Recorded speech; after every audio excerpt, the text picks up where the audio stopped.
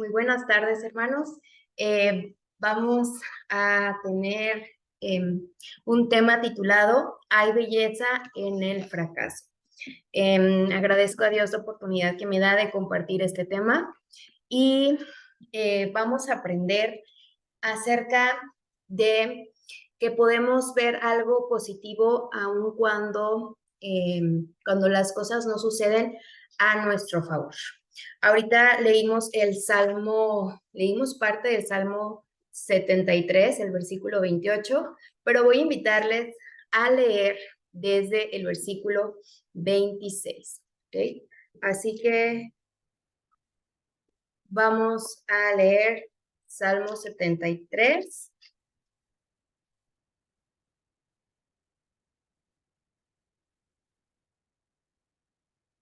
26 al 28. Dice así: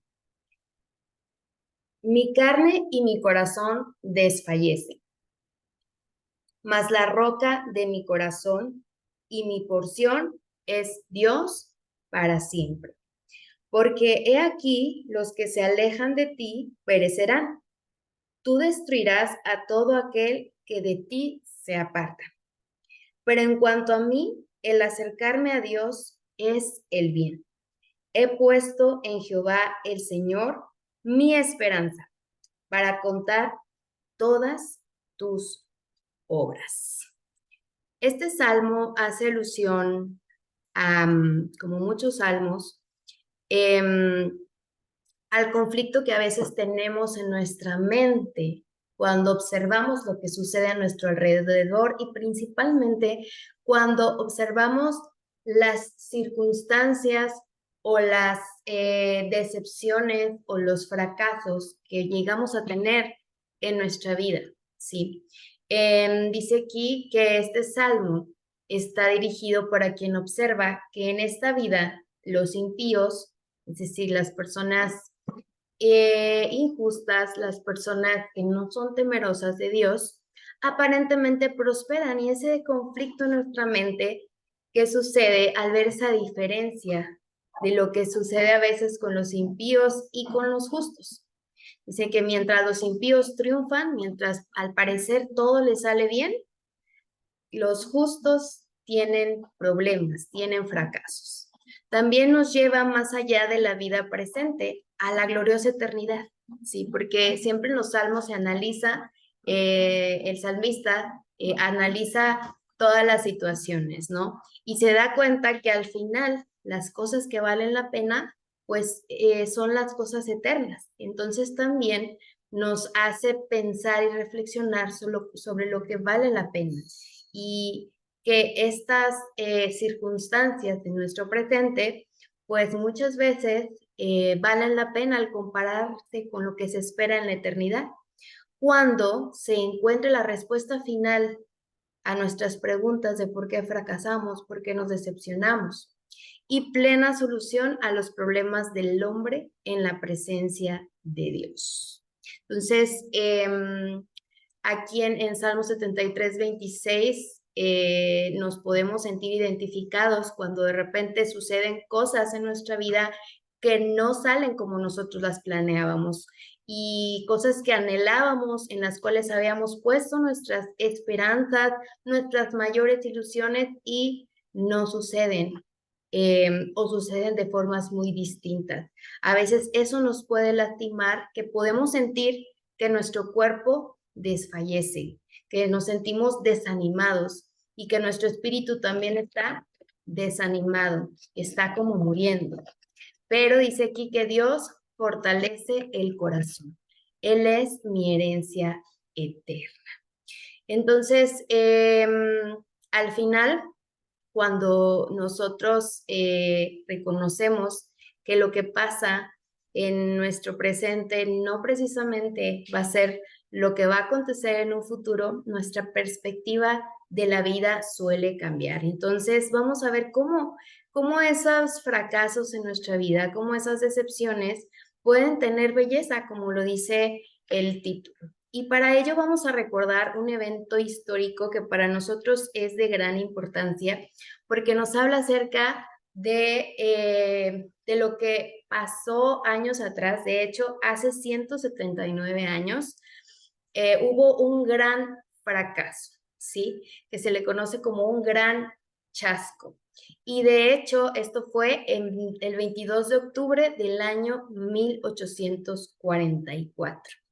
En esa fecha, o sea, el día de mañana, ya estaríamos a 179 años exactamente eso que pasó. Vamos a recordar un poco de lo que aconteció en ese momento, ¿sí?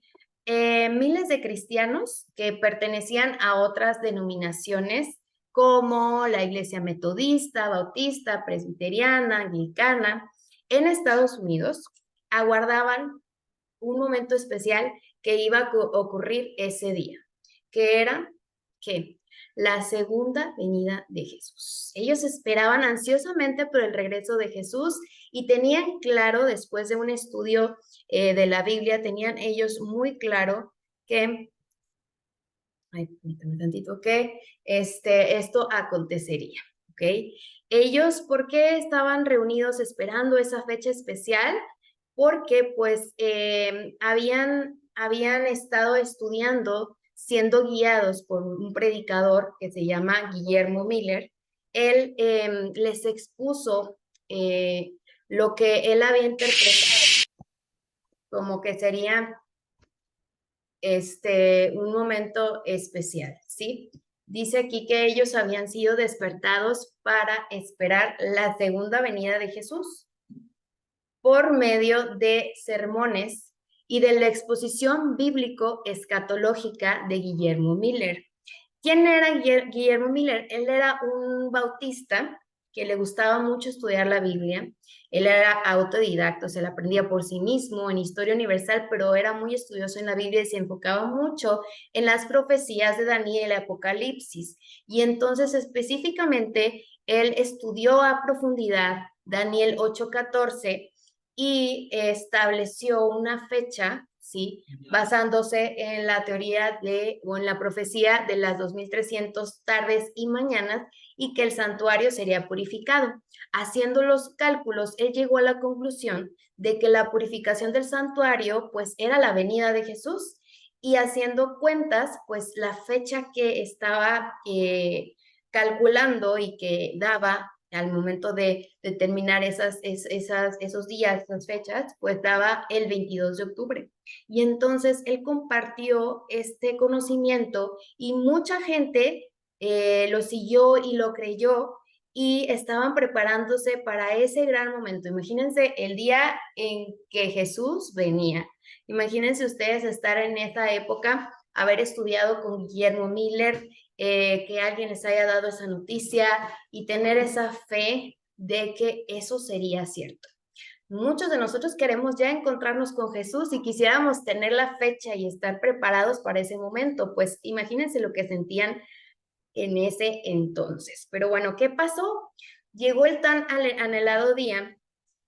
Ellos habían hecho preparativos para ese día, ¿no? Me imagino que habían estado reflexionando antes cómo querían reencontrarse con Jesús, cómo quería que los viera, tenían que pues vender pues, sus propiedades, realmente ya desde hace tiempo se estaban preparando, entonces muchos de ellos tuvieron que pues despojarse de las cosas materiales porque ellos estaban seguros de que eso ya no iba a servir del 22 de octubre en adelante. Jesús iba a venir por su pueblo y pues como dice la Biblia, iban a ser llevados con él y entonces ese era su máximo anhelo.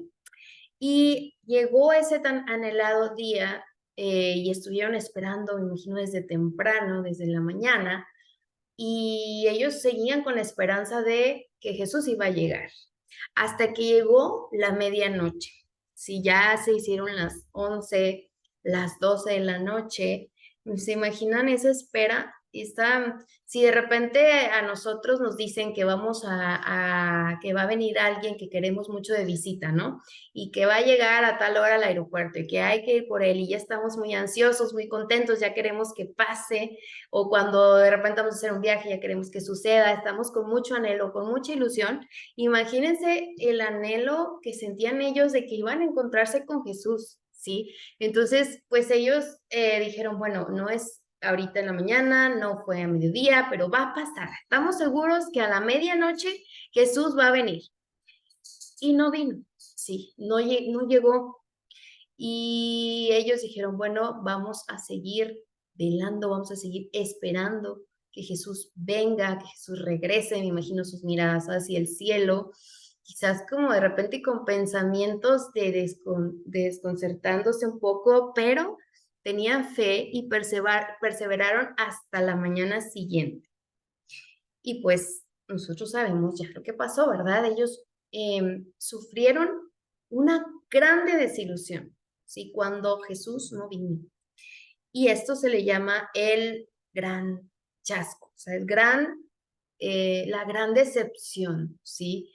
Em, Esto realmente los dejó muy desorientados, ¿sí? Me imagino que así como cuando Noé estaba preparando su barco, el arca para partir al momento de que comenzara a llover y mucha gente se estaba burlando alrededor. En ese entonces había mucha gente que estaba viendo cómo todos los que estaban esperando a Jesús, pues estaban también desilusionados y gente alrededor viendo y burlándose de cómo era posible que habían sido engañados y de cómo era posible que habían vendido todo si no había pasado nada, ¿sí? En este caso, bueno, cuando Noé y sus hijos entran al arca, como les dice Jesús, pues empieza a llover y se cumplió lo que Jesús había prometido. Pero en esta situación del gran chasco, pues no. Entonces, me imagino cómo se sentían ellos. Imagínense. Eh, Se estaban burlando, dice aquí que fueron blanco de burlas, de escarnio, quedaron desorientados, es decir, no entendemos, nos equivocamos, estábamos mal en el día y entonces va a venir Jesús, no va a venir porque no vino, hicimos algo, un cálculo erróneo. Y este fracaso, este error, esta decepción, este chasco, pues produjo que ellos entraran como en crisis, ¿no? Una crisis, una pérdida de identidad y decir, bueno, si Jesús no vino, entonces, ¿qué sigo? Si todas mis esperanzas y mi fe estaban puestas en el 22 de octubre, entonces, ¿qué sigue? ¿De qué depende mi esperanza? ¿De qué depende mi vida? Si todos se están burlando, si mis familiares ya vinieron a darme un sermón de por qué me equivoqué, ¿no? O sea, se imaginan todas las burlas, las críticas. Y pues la pregunta era, en sus mentes era, ¿por qué Jesús no vino? Bueno, entre sus mentes y entre ellos platicando, viendo, bueno, ¿por qué? ¿Qué pasó? ¿Por qué Jesús no vino? Y por eso se llama el gran chasco, una gran desilusión, porque no era un viaje, no era un familiar que venía a visitarte, no era quizás el nacimiento de un hijo, o sea, era Jesús, sí, que para quien tiene un encuentro con él, pues Jesús es lo máximo, ¿no? Jesús es lo que nos da sentido en nuestra vida. Y él no había venido, no había llegado en ese momento que tanto lo esperaban. Realmente fue una experiencia dramática, ¿sí? ¿Qué sigue? ¿Cómo enfrentar la vida? ¿Cómo enfrentar a sus vecinos? ¿Cómo enfrentar a sus amigos, a sus familiares, a sus críticos? ¿Cómo seguir adelante? ¿Sí? Ellos que tanto estuvieron exhortando a los demás a creer y tomar una decisión por Cristo, ahora se encuentran como las manos vacías, ¿sí? Sin Cristo, aparentemente, o sea, sin su presencia ahí como físicamente y sin un futuro, porque pues ellos habían cortado ya toda relación con la tierra, o sea, ya ellos habían dicho, bueno, Jesús viene, yo para qué me sigo preparando, yo para qué sigo trabajando. Entonces, pues muchos de ellos me imagino que renunciaron a sus trabajos o vendieron su ganado, los que se dedicaban a eso, los que tenían granjas, vendieron su casa y luego, ¿qué sigue? ¿Dónde voy a vivir? ¿Cómo voy a comer? O sea, muchas cosas pues rondaban en su mente, ¿no? Y fue realmente una experiencia muy, muy dramática donde pues Satanás también se aprovechó y empezó a generar pues crítica y burla en las personas que rodeaban y sobre todo un sentimiento de duda, ¿sí? Un sentimiento de, ¿será que Jesús existe? ¿Dónde está puesta mi fe? ¿Será que sigo teniendo fe? Y finalmente, esta crisis causó división, ¿sí? Quizás no fue, o sea, en ese mismo momento, pero al muchos de ellos perder la identidad, pues empezaron a cuestionarse su fe y entonces hubo una división. De haber sido un grupo muy grande de personas que creían en la segunda venida de Jesús, que iba a ser en ese momento, se dividieron en cuatro grupos, ¿sí?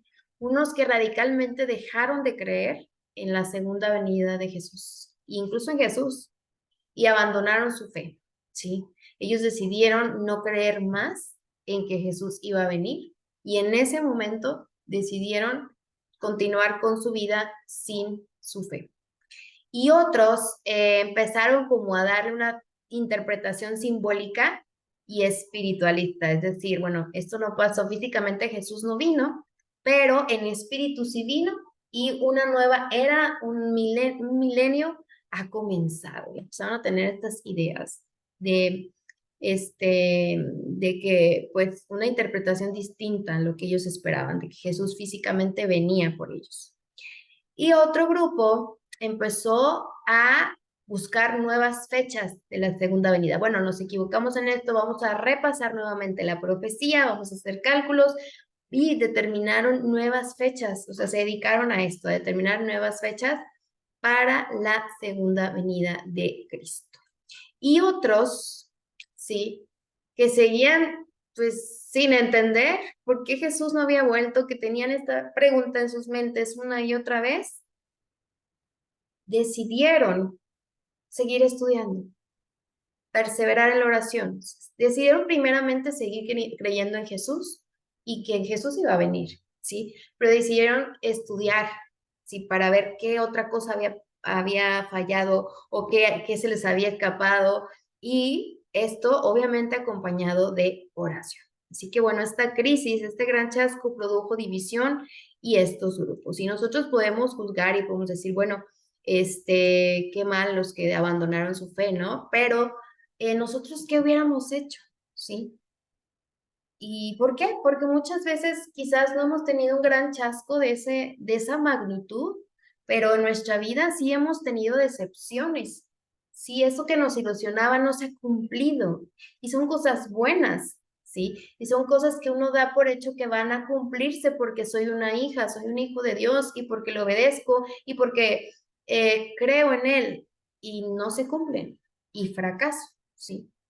Y este fracaso, pues creo que todos lo han vivido, pero no un gran chasco como el que pasaron ellos, ¿verdad? Y nosotros, ¿qué hubiéramos hecho si hubiéramos estado en esa época con los recursos de fe, o sea, con la fe que tengo ahorita, con lo que he cultivado hasta el día de hoy? ¿Qué hubiera hecho? ¿Con quién me hubiera ido? ¿Hubiera abandonado completamente mi fe? ¿Me hubiera desanimado? Hubiera dicho, bueno, ya, la vida sigue, no sé si Dios existe, me falló, voy a continuar con mi vida, con lo que yo quiero, con mis hobbies, con mi profesión y a ver qué pasa, ¿no? O seré de esas personas que empiezo a malinterpretar las cosas y a cambiar lo que dice la palabra de Dios a mi conveniencia.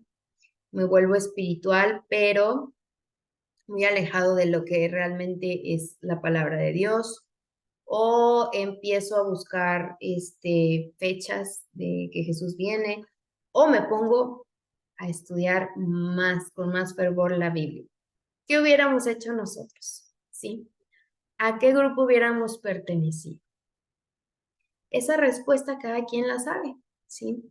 Y esa respuesta nos da un indicio de cómo está nuestra fe, cómo están nuestras prioridades espirituales, cómo está nuestro estudio de la Biblia, ¿sí? Quizás esta respuesta se ve influenciada porque sabemos lo que pasó después del gran chasco, pero nuestra primera reacción, lo que pensamos que haríamos así luego, eso es lo que realmente podemos hacer con lo que tenemos, con esos recursos de fe que tenemos hasta ahora. Y bueno, nuestros hermanos milleritas, porque ellos seguían las creencias de Guillermo Miller de la fecha 22 de octubre, ellos depositaron todas sus esperanzas en un acontecimiento, en una fecha, y fueron frustrados como amargamente. Y nosotros, como les decía, pues en nuestra vida también enfrentamos chascos que nos llevan a la frustración, que nos hacen sentir mal, con amargura, ¿sí? Y esto nos enseña a que nuestro gozo y nuestra esperanza no debe depender ni de un acontecimiento ni de una fecha, que no sea la venida de Jesús, ¿verdad? Obviamente. Ahora nosotros aprendemos y aprendimos lo que sucede con nuestros pioneros, lo que ha sucedido a lo largo de la historia, pero independientemente de la venida de Jesús, no podemos nosotros basar nuestro gozo, nuestra esperanza en cosas materiales o en cosas que dependen de otras personas, de relaciones. No, nuestro gozo debe provenir de Dios. Así no seremos amargamente frustrados cuando lleguen momentos en los que se nos cierren puertas, en los que aparezca una enfermedad, en los que parezca que todo nos sale mal, ¿sí? Porque debemos entender que nuestra mayor ilusión, nuestra mayor esperanza es estar con Jesús, ¿sí? Son las cosas espirituales. Entonces, aprendemos de esto, ¿no? De que el fracaso viene a nuestra vida, pero si nosotros no tenemos cimientos de fe fuertes, pues prácticamente nos vamos a frustrar muy rápido. Estas palabras es de lo que sintió este personaje que se llama Hiram Edson. Él vivió el gran chasco también y nos expresa en estas palabras cómo fue este fracaso, cómo lo vivió, ¿sí? Dice, hasta que el reloj tocó las 12 campanadas a medianoche, entonces nuestro chasco se convirtió en una certeza. Porque antes de las 12 era, bueno, ahorita viene Jesús, no tarda, quizás nos esté esperando hasta el último momento. Pero cuando pasó de la medianoche se dieron cuenta que esas sospechas o esos pensamientos que venían a su mente de que, ¿y si no viene? Pues no vino. Y entonces eso se convirtió en una certeza. Y dice, nuestras más caras esperanzas y expectativas quedaron como destrozadas, ¿sí? Y se apoderó de nosotros un ansia de llorar. Dice Hiram que como nunca había experimentado antes. Dice que parecía que la pérdida de todos los amigos terrenales no podía compararse a ese dolor muy fuerte, una decepción muy fuerte, una desilusión que los hizo llorar. Dice, lloramos y lloramos hasta que amaneció. No sé si ustedes han sentido lo que es una decepción de esta magnitud, pero Hiram dice que era un dolor más fuerte que perder a sus amigos o la familia terrenal, ¿sí? Realmente un gran chasco que exigía estar firmes y tener mucha fe, pero en ese momento lo único que podían experimentar era dolor, era ver todas las máximas ilusiones rotas, pasando todo como un sueño, como si, no sé si les ha pasado algo muy feo y ustedes lo hayan visto como que, ay, no, esto es como un sueño, esto no está pasando, ¿no? Como la negación, ¿no? Así de esto no está pasando. pues algo así estaban experimentando, mucho dolor, ¿sí? Y en la vida tenemos dolores, tenemos situaciones que nos llevan a sentirnos así, quizás no en la misma magnitud que él describe, pero debemos recordar que el fracaso es parte de un proceso, ¿sí?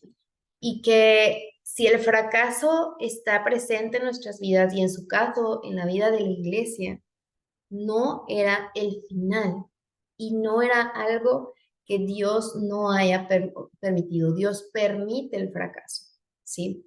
Aquí nos dice que a veces nos parecerá que fracasamos. Sí, aquí habla acerca de una persona que está confiando en Dios. Dice, a veces le parecerá que fracasa, pero su supuesto fracaso para alcanzar el lugar donde esperaba estar puede ser el camino de Dios para hacerle avanzar.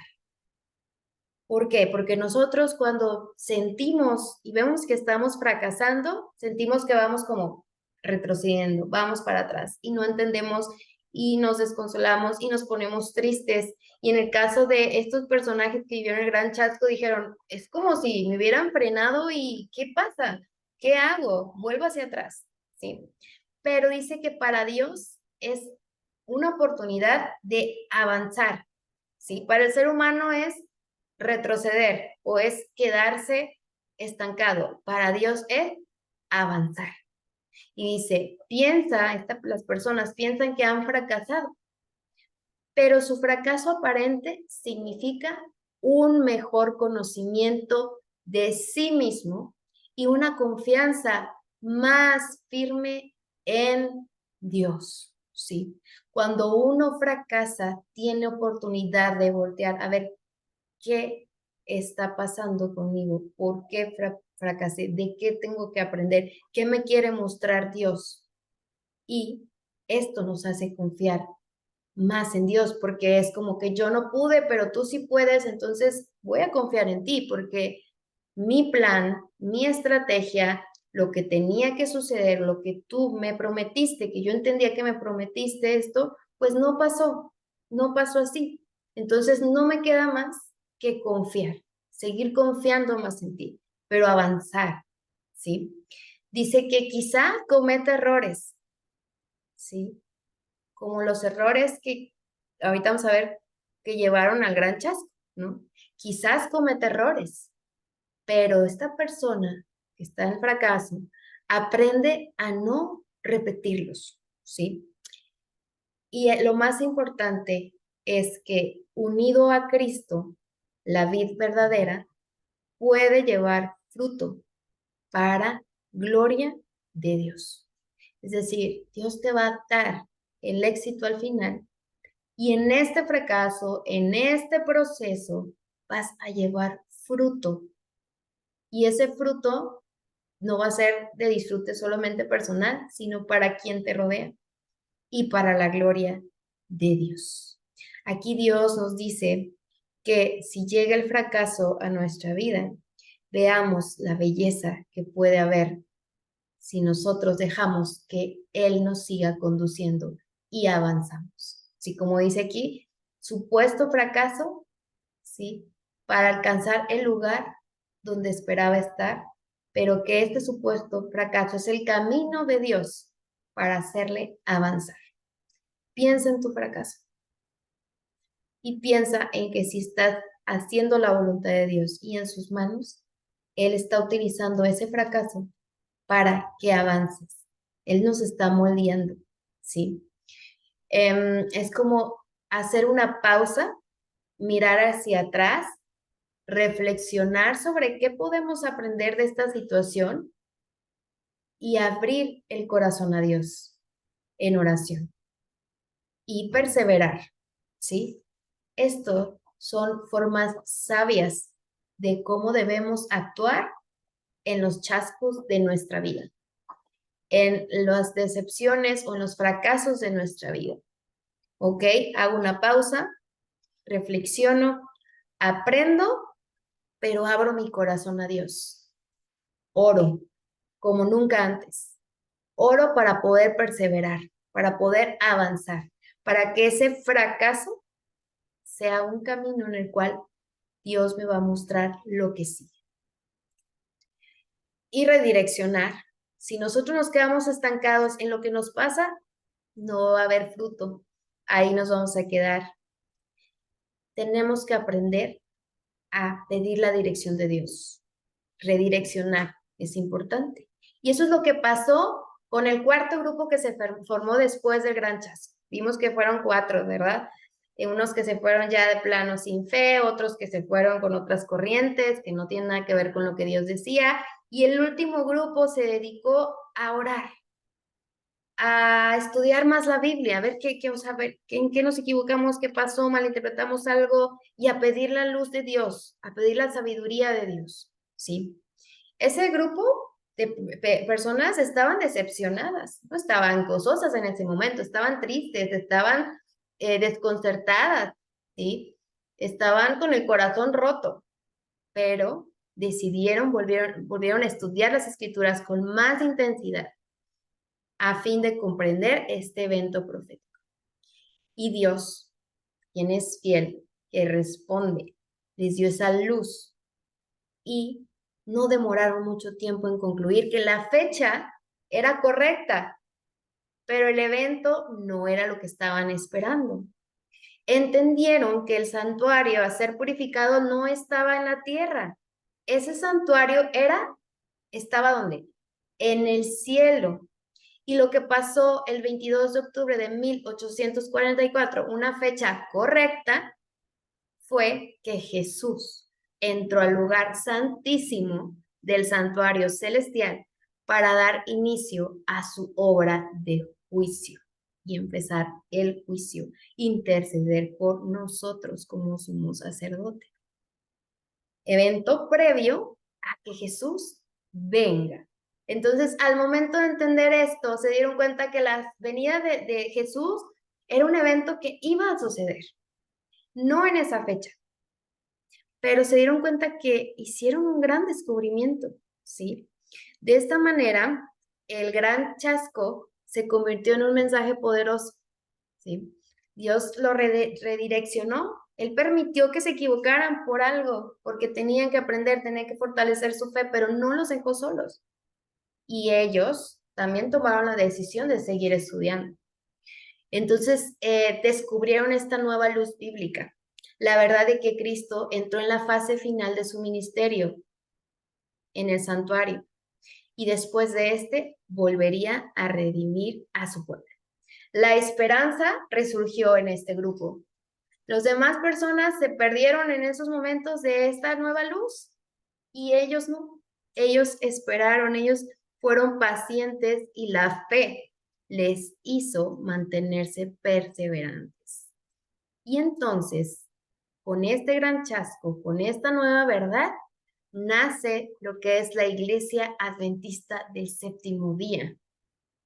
Si no hubiera estado ese gran chasco, no hubiera nacido como tal la Iglesia Adventista. Tenía que suceder ese error, tenía que suceder, era como algo que Dios permitió para darles a conocer algo mejor y también para probar su fe, como un filtro, ¿no? Así de, a ver, estoy yo aquí, no dudes de mí, te voy a dirigir, mi Espíritu Santo está con ustedes, aunque sean pocas personas, pero sean perseverantes porque yo tengo mucho que revelarles. Y esto se convirtió en un hecho histórico porque marcó la importancia para el nacimiento de la Iglesia Adventista del Séptimo Día. Y todo lo que se empezó a estudiar de la iglesia, pues empezó a difundir también y se empezó a hacer pues una religión como tal, pero que compartía las verdades de Dios muy distintas a otras doctrinas que conocemos, lo que es realmente el sábado, con respecto a la muerte, todas las doctrinas importantes del estudio de la Biblia. Por eso somos importantes. Si la iglesia adventista es importante por eso. Ahora, no significa que que Jesús venga por una religión en específico, pero si nosotros tenemos o somos receptores de esas verdades que se ha estudiado como fruto de mucho estudio de nuestros pioneros, qué privilegio es tener la verdad y compartirla, ¿no? Entonces, por eso es importante la fundación de la Iglesia Adventista del Séptimo Día. Y bueno, después de este gran chasco, después de este gran fracaso, destacan algunos personajes que fueron pioneros de la Iglesia Adventista. Y aquí quisiera compartirles dos personajes. Podemos aprender mucho de su vida y de de su fe, de cómo ellos se mantuvieron. Uno de ellos que experimentó el gran chasco fue José Bates. Él era en su juventud un marino estadounidense.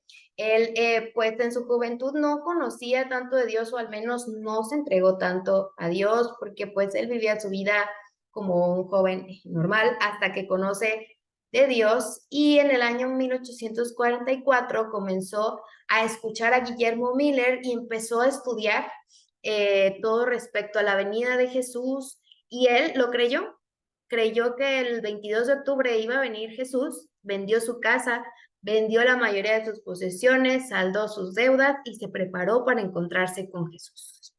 Él era una persona que desde conocer a Jesús, pues estuvo muy activa en compartir esta verdad, pero también él promovía el antiesclavismo, tenía como algunos enemigos en ese entonces.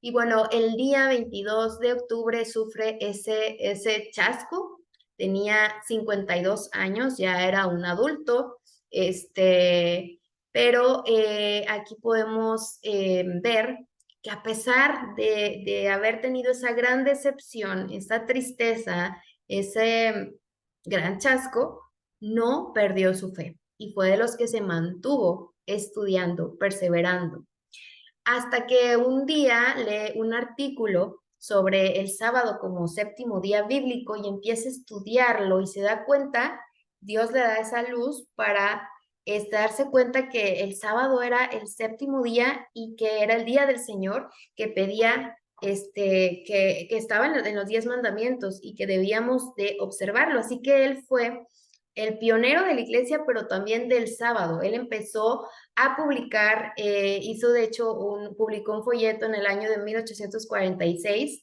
donde él decía que el sábado era la señal perpetua fundamentada en los 10 mandamientos, que el sábado era el día santo que debíamos de guardar, y él fue quien se lo presentó a Elena y a Jaime White.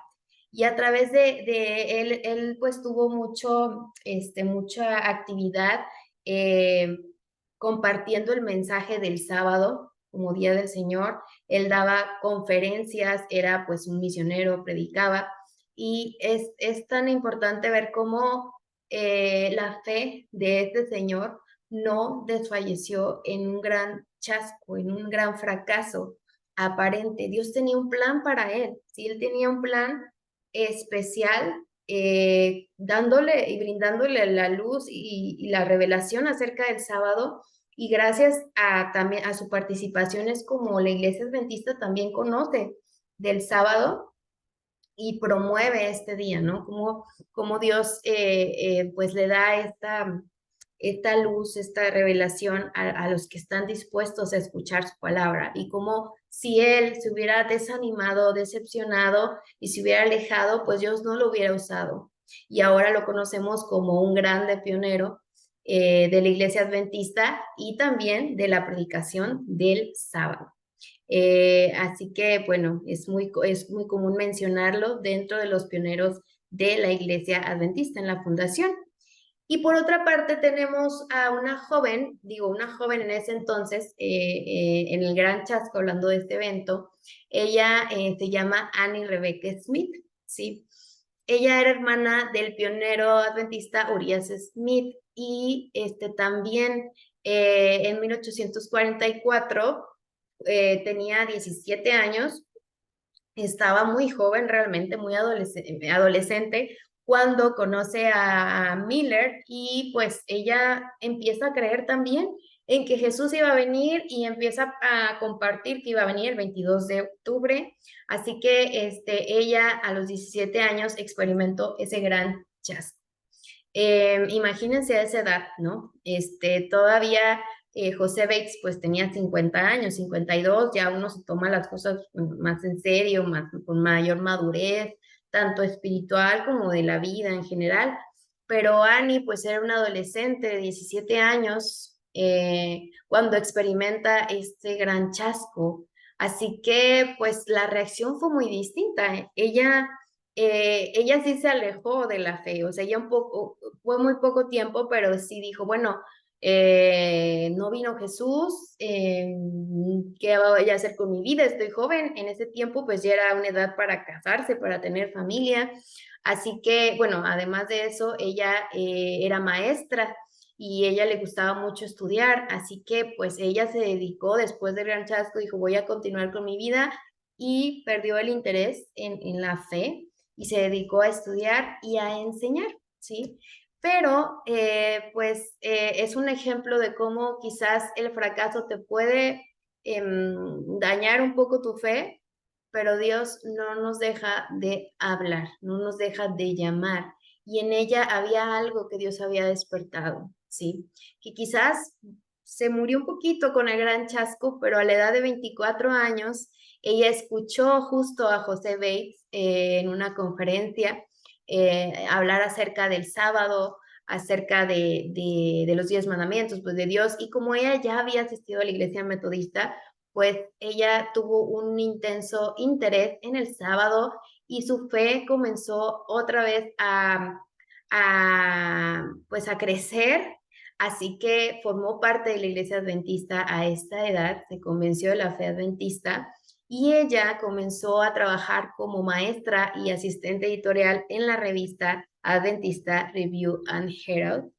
Y es conocida como poeta, pero también como autora de muchos himnos adventistas. Ella escribía poemas, ella era una excelente escritora, y 10 de sus poemas aparecen como himnos en el himnario adventista en inglés. Hay muchos, pero bueno, son 10, pero estos tres son los más conocidos. Muy lejos de este hogar, por montañas, muy cansado. Y este que se llama La bendita esperanza. Ella tenía esperanza, ella experimentó lo que fue perder esa esperanza en el gran chasco. Estaba muy joven, pero ella volvió a tener esa esperanza. A pesar del gran chasco, a pesar del fracaso, pues su fe no fue debilitada por completo y regresó a tener esa esperanza de la segunda venida de Jesús. Aunque era muy joven, dice que a los 24 años regresó. Y este himno de la bendita esperanza es muy conocido, tiene 3 estrofas y cada estrofa está como basada o dedicada a un personaje. Más bien, es se refiere a un personaje de los pioneros de la iglesia adventista. Este es el himno y en todas habla acerca de qué es lo que te anima a pesar de que la vida de una persona con fe, de una persona misionera o que predica, es difícil, el mundo cruel. ¿Qué es lo que te anima? Y dice que es la bendita esperanza. La primera estrofa está pues asociada con José Bates, la segunda con Jaime White y la tercera se pensaba que era con Andrews o con su hermano, pero una persona que la conocía muy bien a Annie dijo que esa tercera estrofa era referente a Annie. Entonces vamos a leer aquí lo que dicen este himno de la bendita esperanza. Refiriéndose a José Bates, ella conoce a la iglesia adventista y se reúne nuevamente debido a que escucha a José Bates. Entonces dice, vi un cansado peregrino caminando con su cruz. Él esperaba el gran día de la venida de Jesús. Aún con penas y dolor, yo vi que tuvo gran fervor. ¿Qué fue lo que animó? La bendita esperanza. José Bates estuvo en el Gran Chasco y ella se refiere a que él esperaba ese gran día, sin importar que una vez hubo esa espera y no llegó. Y aún con penas y dolor, él tenía esa esperanza. Y después la segunda estrofa dice, otro armado con escudo confrontaba al mundo cruel. Peleó valiente sin ceder por la corona no perder. Aunque él fue oprimido, ninguna ceja tuvo él. ¿Qué fue lo que le animó? La bendita esperanza. Y esto se refiere a lo que vivió Jaime White. Y la tercera estrofa, para lo que ella vivió, dice, y hubo otro que dejó amigos de su juventud, dejó riquezas y placer, y por camino angosto fue, tras problemas, conflictos mil, mostró sonrisa en su faz. ¿Qué fue lo que le animó? La bendita esperanza. Annie Smith estaba muy joven, tenía un mundo por delante, y ella decidió servir a Jesús. Ella decidió confiar nuevamente, abrazar nuevamente esa esperanza de la venida de Jesús. Y ante conflictos, ante problemas, se mostró con gozo, con una sonrisa, y lo que le animaba era la bendita esperanza. Así que detrás de ese fracaso, ese error que se cometió, que Dios permitió que cometiera, había algo hermoso, ¿sí? Debía pasar eso para que la iglesia fuera fundada. Dio como un fruto, ¿sí? Es como en ese desierto donde crece de repente una flor y dices, pues no era lógico que creciera esta flor ahí, no tenía las condiciones para crecer. Así es nuestra fe cuando es puesta a prueba, cuando las circunstancias nos desfavorecen, cuando tenemos fracasos, podemos llegar a florecer y eso fue lo que pasó y es de lo que podemos aprender. Ese gran chasco, ese gran fracaso condujo a que la iglesia adventista anunciara al mundo entero que Cristo intercede por nosotros, ¿sí? Que Él está intercediendo por cada uno de nosotros como un sacerdote en el santuario celestial, que Él no retarda su promesa, sino que es paciente con nosotros. Él va a venir, ¿sí? Pero no quiere que nadie se pierda, así que pues Él está, por eso nos ha dejado más tiempo, pero Él va a venir, es un hecho que Él vendrá. Él quiere que nosotros, que nadie de nosotros nos perdamos y Él quiere que nos arrepintamos para que la mayoría podamos estar con Él. Les voy a invitar a leer Hebreos 10:37, que dice, Hebreos 10:37, dice, porque aún un poquito y el que ha de venir vendrá y no tardará. 38 dice, mas el justo vivirá por fe y si retrocediere no agradará a mi alma. Como veíamos hoy en la mañana, no retroceder en esa esperanza. El pequeño fracaso no es nuestro destino, ¿sí? Es cuando nosotros llegamos a fracasar en nuestra vida, Dios tiene algo nuevo. Dios quiere que nos levantemos, que reflexionemos y que avancemos. Así que como dice, vamos a leer nuevamente Salmo 73. Cuando nosotros llegamos a sentirnos con esa amargura en el alma, debemos de saber que Dios está obrando, ¿sí? Que Dios está obrando a nuestro favor. 73, vamos a leer a partir del 21, Salmo 73, 21. Dice, se llenó de amargura mi alma y en mi corazón sentía punzadas. Tan torpe era yo que no entendía.